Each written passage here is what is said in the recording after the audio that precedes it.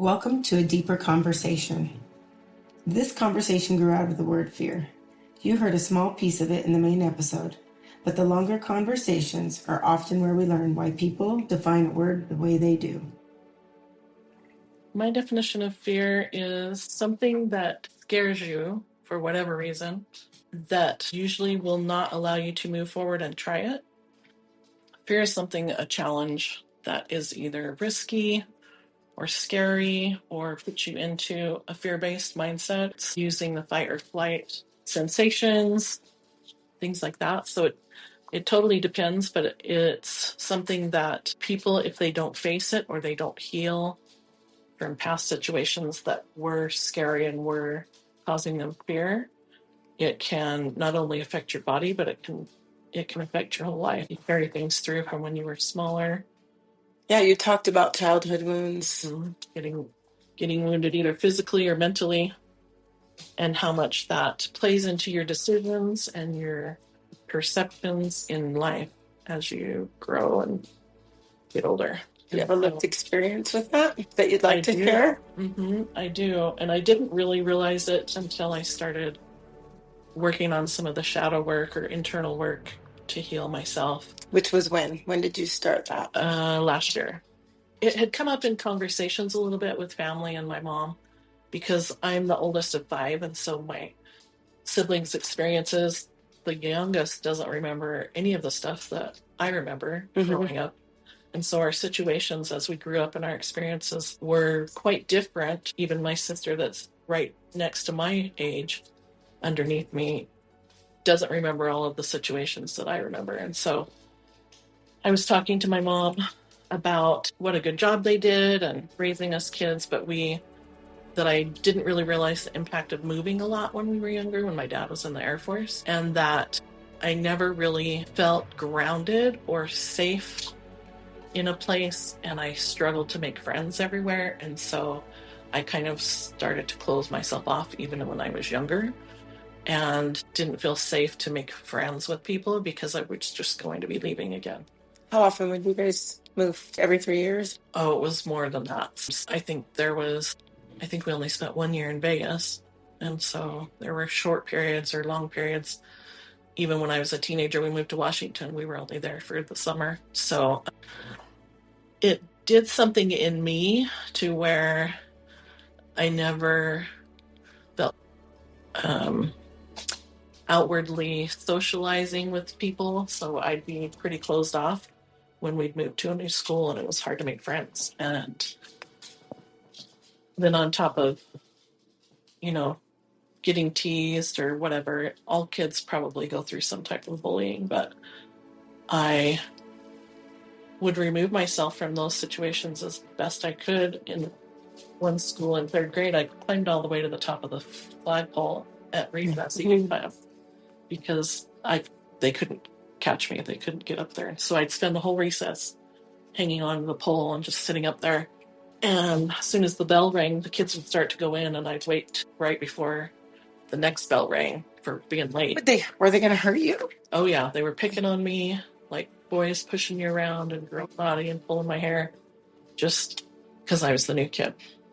What about ground duty? They didn't have that back then. Oh, okay. They didn't even have teachers out on the playground. So I'd wait till right before the second bell was going to ring, and I'd slide down the pole and run into the building. But I spent most of my recesses in 3rd grade at the top of that pole just to prevent.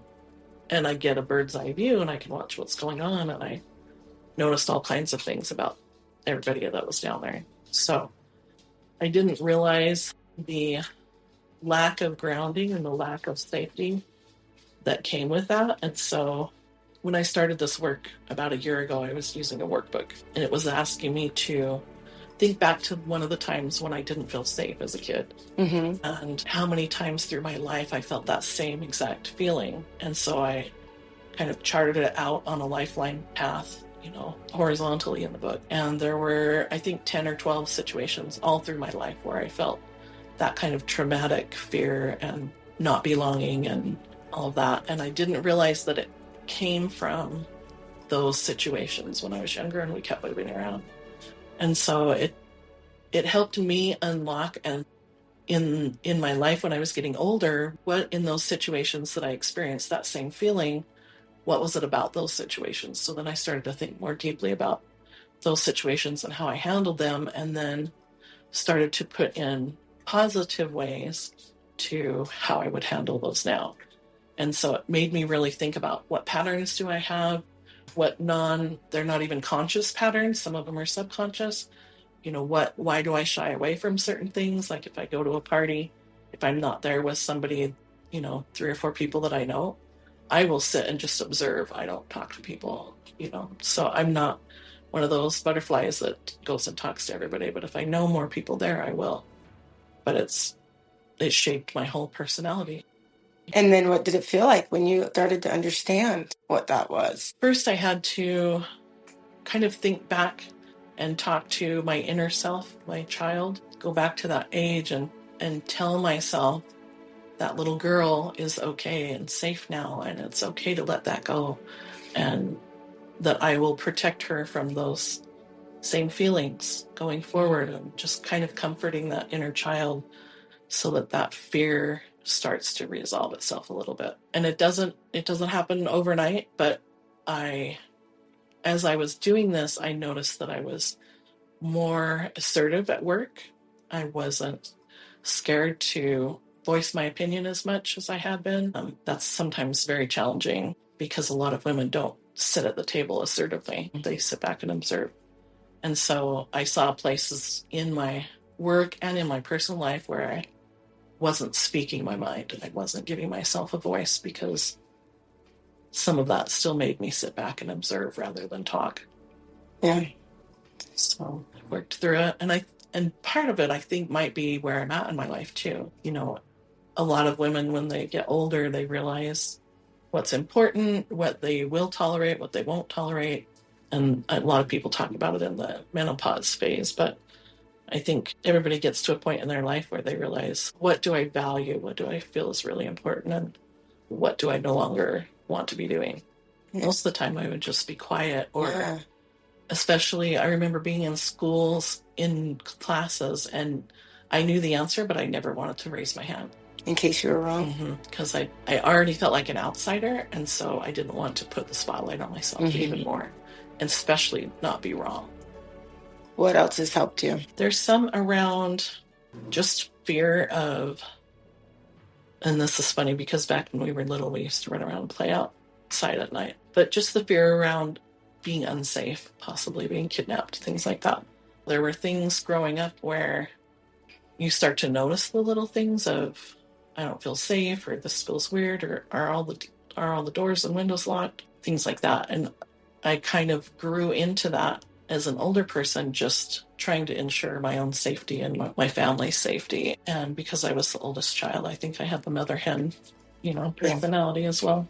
But there's a lot of things where I got myself more worried than I needed to be about safety issues. But I was always really good at kind of reading the environment, reading the people's energy that were there.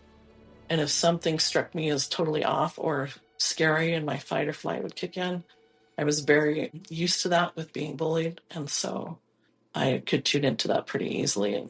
But it could also lead to some paranoia type traits where, I check the door 3 times before I go to bed or whatever. So I think there were some things that empowered me, like taking karate classes and taking how to defend yourself. And I think it just became part of the environment growing up, and it kind of stuck.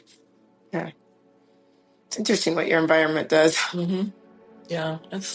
I realized years ago that the only way I felt not necessarily cured, but more comfortable with fear was to start facing my fears. And one of the things that I did was I was looking for a new job, and I decided, because I am petrified of dentists. I had horrible dental experiences when I was younger. I had cavities when we were little, and we were on the Air Force bases, so the dental care there wasn't all that good, painful. But so, what was it, 15, 20 years ago? I took a job at a dental office, and I decided, this is how I'm going to get over my fear. I'll have good benefits, so I'll get good dental care for me and my kids while we're there. But it was one of those things where even the smell of the office, would trigger that fear. Hearing the sounds of the drills or the suction or any of those things would kind of trigger me in kind of a fearful way. So working there for as long as I did helped me get through those fears and not be scared. And so now when I go to the dentist, even though I still have that fear in the back of my mind and I don't want to be in pain, I hate shots, but I don't feel as nervous and I won't put it off as long as I used to put things off. And so it helped me move forward and trust the people that were there to be able to go to them and have them do my work on my teeth and my kids. But had I not done that, I would still be petrified and put off going to the dentist. What's your biggest fear now? My biggest fear now, I would say, because of my recent injury, not being able to fully heal and having really limited movement in my left arm, because that can affect you so much. So it's just sticking to what I need to do to get all that healed up and range of motion and muscle strong again and all of that so that I can get back to somewhat of a normal life and lifestyle. Passed out in the shower. Passing out is one of my biggest fears too now that we still don't know why I passed out. They're doing an MRI on my heart. How long was it till someone came home? More than 3 hours in the tub, freezing. Oh my gosh. Quite terrific. And luckily, I know how to meditate and I know how to self-soothe, and that and prayer got me through that situation. During those, I didn't know when my son would be back home. I just knew that he had to work the next day and was hoping that he would get home soon, but he had no way to know, and I couldn't get to my phone, couldn't move either arm. So it was pretty horrible. But I've learned a lot, and hopefully I'll conquer this fear as well. My family has rallied around me and been great. My son has been a rock star as well, helping me. I very much appreciate everybody's help. What I appreciated most about this conversation was this started with a definition of fear, but what she actually discovered was fear has been shaping her life for years. I loved her shift. Instead of asking, why am I like this? She asked, where did this come from? What I also loved was this story wasn't about eliminating fear. She learned how to move with it. Thank you for your story, and thank you for listening. Until next time, keep listening, keep wondering, and keep exploring the words that shape your world and why.